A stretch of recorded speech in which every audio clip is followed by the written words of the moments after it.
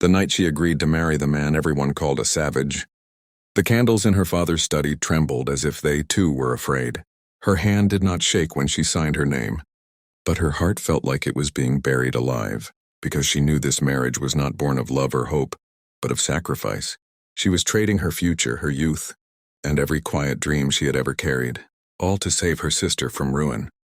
Outside the tall windows, the Duke of Ravenshollow waited, a shadow among shadows, whispered about in drawing rooms as a beast in human skin, a man with a brutal temper and a soul as cold as the iron gates of his estate.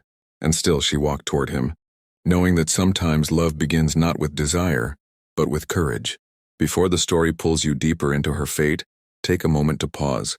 If you believe in kindness even when the world is cruel, if you believe in second chances and hidden goodness, please like this video, comment your thoughts, share it with someone who loves emotional stories, and subscribe to the channel Crown of Forbidden Love.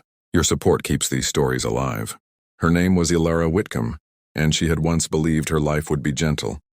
She had imagined a modest marriage, a warm home, and laughter that echoed through sunlit halls. All of that ended the day her younger sister, Maribel, was discovered at the center of a scandal that threatened to destroy their family. Maribel's beauty had always drawn attention, and her innocence had been her weakness. A powerful nobleman had taken advantage of her trust, and when whispers began to spread, it was not his name that burned but hers. Their father, already sick and drowning in debts, collapsed under the weight of shame and fear. The solution came like a curse wrapped in silk. The Duke of Ravenshollow needed a wife, and he was willing to erase Maribel's disgrace in exchange for a bride. Ilara did not hesitate. She stepped forward before anyone else could speak, before her sister could protest, and offered herself as payment. The journey to Ravenshollow felt endless. The carriage rolled through lands that grew darker and more desolate with every mile, the sky often gray, the trees twisted by wind and age. Villagers watched in silence as the ducal carriage passed, some crossing themselves, others turning away as if looking too long might invite misfortune. Ilara kept her back straight, her chin lifted even as fear pressed against her ribs. She had heard the stories. The Duke was said to be violent, merciless to servants, haunted by past bloodshed. Some claimed screams echoed from his halls at night. Others said he had no heart at all. The wedding was swift and cold. There were no flowers, no joyful music, only the echo of footsteps in a vast stone chapel and the weight of destiny settling onto her shoulders. When she finally stood beside him, she dared to glance up. The Duke was taller than she expected, broad-shouldered, his face sharp, with angles carved by hardship.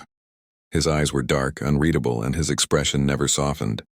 When the vows were spoken, his voice was low and steady, neither cruel nor kind, simply final. In that moment, Ilara understood that her life as she knew it had ended. Ravenshollow Castle loomed like a fortress against the sky. Inside it was grand but joyless, filled with long corridors, heavy doors, and silence so thick it felt alive. Ilara was shown to her chambers, vast and beautifully furnished, yet colder than any place she had known. That first night she sat alone by the fire, listening to the wind howl against the stone walls, waiting for something she could not name. Fear, perhaps, or proof that the rumors were true. What she did not expect was the absence. The Duke did not come to her. Days passed, then weeks, marked by formal meals eaten at opposite ends of a long table, nods exchanged like obligations, and silence that pressed into every space between them. He never raised his voice. He never touched her. He spoke only when necessary, his words clipped, distant.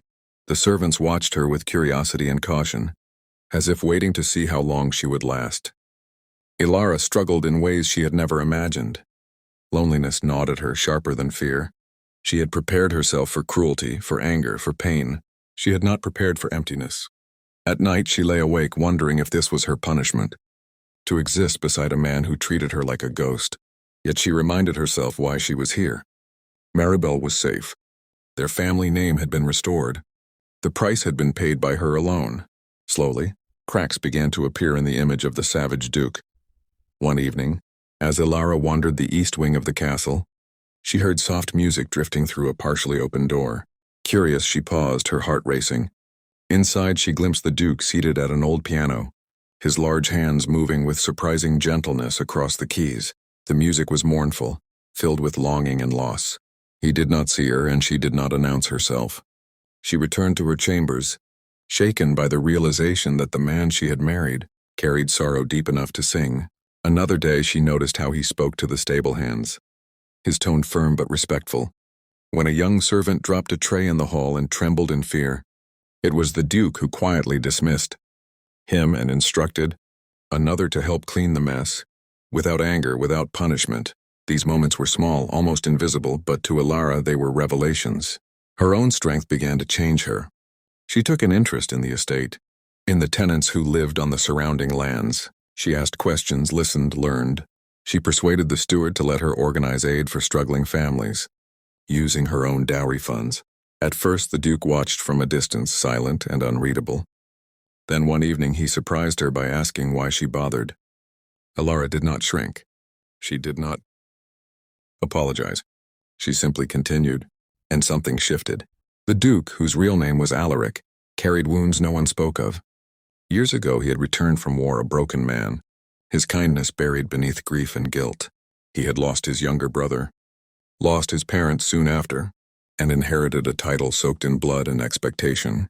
The world had labeled him a savage, because it was easier than understanding a man who had closed his heart to survive. Marriage to him had been a transaction, nothing more. Elara's presence disturbed the careful walls he had built. Her quiet resilience, her refusal to be afraid of him, her compassion toward people he had learned to keep distant. All of it stirred something he believed long dead. He began to notice her laughter when she thought she was alone, the way she touched the stone walls as if grounding herself, the sadness she carried with grace. One winter night a storm trapped them inside the castle, the wind roaring like a living thing. The fire in the great hall burned low as Elara sat reading, wrapped in a shawl. The Duke entered soaked from the rain, his expression weary. For the first time he sat near her, close enough that she could feel the warmth of him. They did not speak, yet in that silence something unspoken passed between them. A shared understanding of loneliness. From that night on, change came slowly, like spring thawing frozen ground. Meals grew less formal. Walks across the estate became shared. He listened when she spoke. She listened when he allowed himself to remember. He showed her the parts of the castle that had been sealed since his family's death. She saw the boy he had once been, kind and curious, before the world had hardened him. Elara faced her own battles. Guilt haunted her, the knowledge that her happiness, however fragile, had been purchased by sacrifice. She worried about loving a man she had married for duty. She feared that if she let herself hope, fate would punish her again. Yet love does not ask permission. It grows in quiet moments, in shared pain, in the simple act of being seen. When illness swept through a nearby village, it was Elara who organized care, and the Duke who stood beside her, using his authority to bring physicians and supplies.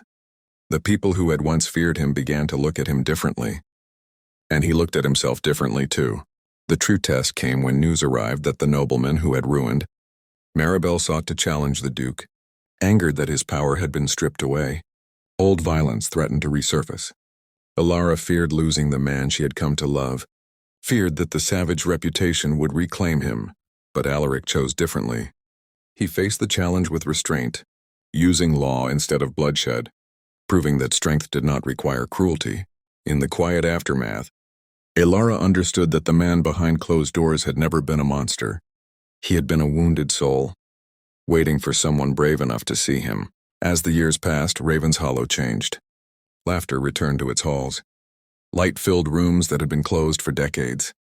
Elara and Alaric's marriage, born of sacrifice, became something deeper than either had imagined. Not perfect, not without pain, but honest and strong. Now, before we reach the final moments of this story, I want to ask you something special. Please comment below and tell us, do you believe love can grow from sacrifice, or must it always begin with choice? Near the end of her journey, Elara stood on the castle balcony, watching the sun rise over lands no longer feared. She thought of the girl she had been, signing her life away to save another.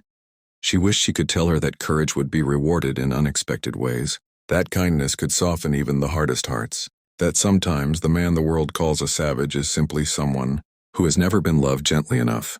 If this story touched your heart, if it made you feel hope, sadness, or warmth, please take a moment now to like this video, share it, and subscribe to Crown of Forbidden Love. Your engagement helps these stories reach others who need them. Ilara married the savage duke to save her sister, but in doing so she saved them both. And in the end, behind closed doors, they found not fear or cruelty, but a love strong enough to heal the past and brave enough to face the future together.